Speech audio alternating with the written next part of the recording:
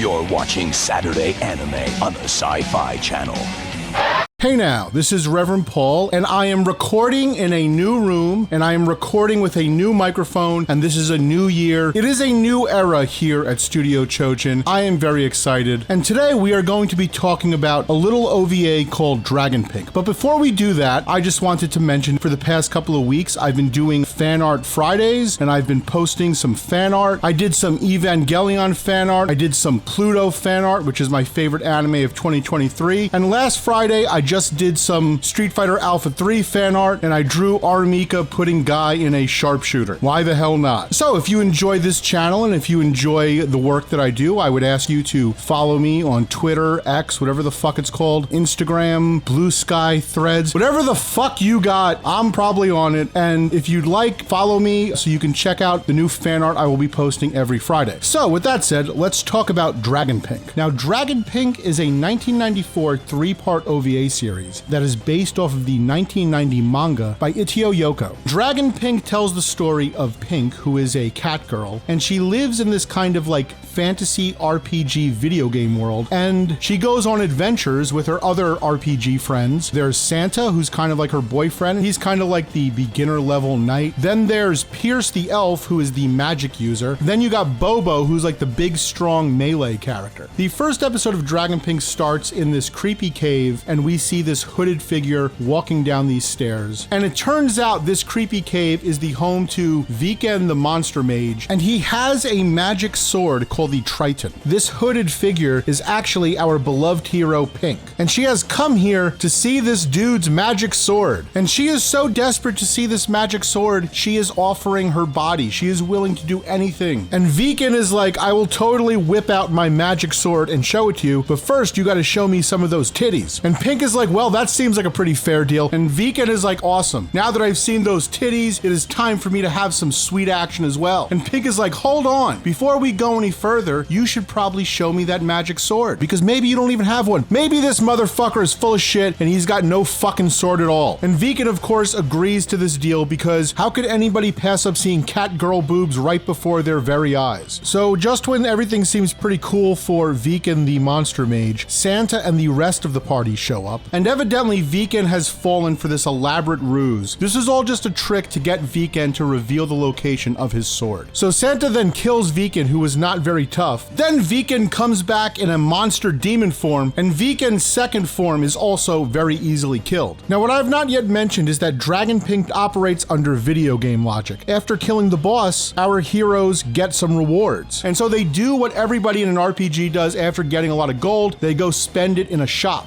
And Pink is a very sexy cat girl, so she deserves a very sexy cat girl outfit. And she's like, Santa, you totally need to get me a new outfit, and how about you buy me this cool thing? And then Pink goes to try it on, and then the owner of this establishment, who's evidently a fucking racist, tells her, we don't serve your kind here, and then tells Santa to get her the fuck out of there, and maybe you should dress this chick up in monster skins, because that's what she deserves. And this piece of shit hurts Pink's feelings, and Pink goes running out of there crying. And then back at the hotel room, Santa is trying to comfort Pink to no avail, and then Pink just keeps sobbing and sobbing and sobbing. She will not stop crying, and Santa takes it upon himself to save the day and mend this poor girl's broken heart. And Santa is like, hey Pink, don't worry, because like even though your feelings are hurt, I'm gonna like make you feel better by making sweet love to you. And so Pink and Santa start to get it on, and this opening sex scene in Dragon Pink reminds me of the opening sex scene in the first episode of Angel of Darkness, in the sense that it is a sex sequence that happens early in the episode, and it is meant to establish the relationship between the two main characters. This opening sex sequence in Dragon Pink is filled with a lot of gentleness and passion, and it really does show that even though Santa is an asshole who is constantly taking advantage of Pink, deep down he does care about her. This sex sequence also has a lot of great boob action. We get boobs from different angles. We get to see boobs bouncing upside down and front side up, every direction you want to see. And it should be pretty obvious now after watching all these hentais, you can't just have great boob action. In order to have a great hentai sex scene, you gotta have good lighting, and once again, we have some great rendering on these characters. A lot of very cool hentai artwork, very cool sequence. So after Pink and Santa's midnight delight, Santa suits up in his adventure gear, goes into the woods, and he kills a hell tiger. Well, he has some trouble, but Bobo helps him out. They kill this evil hell tiger, then they go back to the hotel, and then they make Pink this very cool outfit. And then Pierce is like, oh my god, Pink, your new outfit is awesome. Santa, even though he's kind of a piece of shit, he clearly cares about you. But then our band of heroes are arrested, and then they're taken to the queen of this kingdom, or wherever the fuck they are. And the queen tells our heroes, in this kingdom, girls in the woods are being kidnapped. And these royal guards suspect Santa because he was out in the woods late at night doing God knows what. And so Santa explains to them, no, look, I was not out there kidnapping chicks. I was out there killing a tiger. I am not the dude you are looking for, but because I am so awesome and because my band of friends are awesome too, we will find this dude who is stealing your chicks. And then the queen is like, okay, you should do that. So Santa and Pink and the rest of the party go out in the woods, and it is revealed these chicks are being kidnapped by this weirdo here. And because this is a 90s anime, he is kidnapping these chicks, and he has a little creature, and he's shoving them in their snatches. This is a recurring theme of 90s hentai. We saw this in Angel of Darkness. I will say, at least Angel of Darkness like made it a plot element as to why they had to shove creatures up chicks' fucking snizzes. But I feel like this show doesn't bother explaining. It's just something that kind of happens. Pink and Santa and the rest of the heroes confront this evil motherfucker, and they go to kill him. And just like Viken the monster dude, this old fuck has multiple forms. And it turns out this evil motherfucker is actually a slave witch. And this slave witch has kidnapped these chicks to use them as her slave dolls. Now, the slave witch is a very formidable adversary. Pink and the rest of the crew have a very difficult time while fighting her. In fact, the slave witch is so powerful, she manages to hit Pierce with this very horny, sexy spell that just drives her completely out of control. And even though this is probably a devastating maneuver that Pierce is enduring, she seems to be making the best of a bad situation. And really the only thing you and I can do in this situation is just be here to support Pierce in her time of need. Now, being that Dragon Pink takes place in this fantasy RPG video game world, and the slave witch is basically the final boss of the episode, Santa and the rest of the team are eventually able to beat the slave witch when they're able to figure out her pattern. When you figure out a video game boss's pattern, they've been completely exposed. Their fucking dirty tricks do not work anymore. I don't give a fuck if this dude is one of Bowser's kids. I have figured out the pattern of his spinning shell, and it is time for me to finish this motherfucker off once and for all. So Bobo throws Pink in the air and she grabs this fucking idol thing, and then the slave witch is unable to recharge her energy, and then Santa fucking stabs her and then cuts her open and then breaks open this fucking orb thing. This just, I guess it's like Castlevania when you kill somebody and then the fucking orb falls out of the fucking sky. I don't know. And after that, our heroes have saved the day. They are rewarded by the queen, and then Pink hits Santa with this big fucking hammer. All is right with the world. Now, there is a lot of ecchi fantasy anime out there like Immortal Guild and Queen's Blade. Even Dragon Pink feels like it's inspired by stuff like Bastard. So in that regard, Dragon Pink is not the most unique anime you're going to see. But what I like about Dragon Pink is that it delivers on all fronts. It may not be the most compelling story in the world, but Dragon Pink makes no promises of being great. It just tells you we're going to deliver boobs and action, and it does that along with a lot of humor and very likable characters. Now, I mentioned before that Dragon Pink the anime is based off of Dragon Pink the manga. Specifically, the first episode of the Dragon Pink OVA is based off of sections of Dragon Pink Volume 2. Not included in the first episode of the Dragon Pink anime is the origin of Pink. However, that is included in the manga. In the manga, Pink is created by the player at the beginning of the story. But then after Santa and Pink and the rest of the party kill their first boss, Santa obtains a pair of cursed panties and then he puts them on Pink, and that's what turns Pink into the cat slave and gives her her signature outfit from the first episode. The scene of Pink going to the shop and trying to buy the clothes and not being able to get the clothes because she's a cat slave is ripped straight out of the manga. But what's cool about the manga is the manga makes a point of saying that the reason Pink can't wear the clothes is because she can't equip them because she's the wrong class type. And I really like this because I feel like this is commenting on discrimination in a fantasy world, and it's doing it in a clever way, whereas the anime was very obvious about it. The character designs in the first episode of Dragon Pink are done by Ayako Misako Utsumi, and I think the character designs work really well. I don't think the artwork in the anime is as good as the art in the manga. Itioko's art is very expressive. We can see a lot of emotions on the characters' faces, especially during the action sequences and the sex sequences. And I do feel like some of that is lost in the anime, but I think that's just par for the course with animation. What I like about the art in the Dragon Pink OVA is that it kind of reminds me of the art in Popful Mail. It has that very cool 90s anime fantasy feel. Now, the biggest weakness of the Dragon Pink anime, not just the first episode, but I think the entire OVA series, is that it lacks a compelling story arc. And I do think that is one of the strengths of the manga. The manga starts off by telling us that Santa, Pink, Bobo, and Pierce are sent on a quest by the king to find the pink sphere that is guarded by the pink dragon. And during the course of this quest, we watch the characters grow. In fact, Pierce and Bobo end up having a baby, and they get separated from Santa and Pink and Santa meet up with a new pair of adventurers. And then the manga kind of switches to this kind of parallel storytelling where it jumps between what's going on with Pink and Santa and Bobo and Pierce. And this is probably not intentional, but at this point, I feel like the manga kind of becomes this commentary on relationships and the way people in relationships make choices, and those choices lead them down very different paths. Now, there are more episodes of Dragon Pink, and there's definitely more to talk about concerning the manga, but we're going to have to save that for another time. So with that said, I think the first episode of Dragon Pink is very cool. If you're looking for a sexy 90s anime with some cool action and some hot anime chicks, look no further than Dragon Pink. So with that said, this is Reverend Paul saying, until we meet again.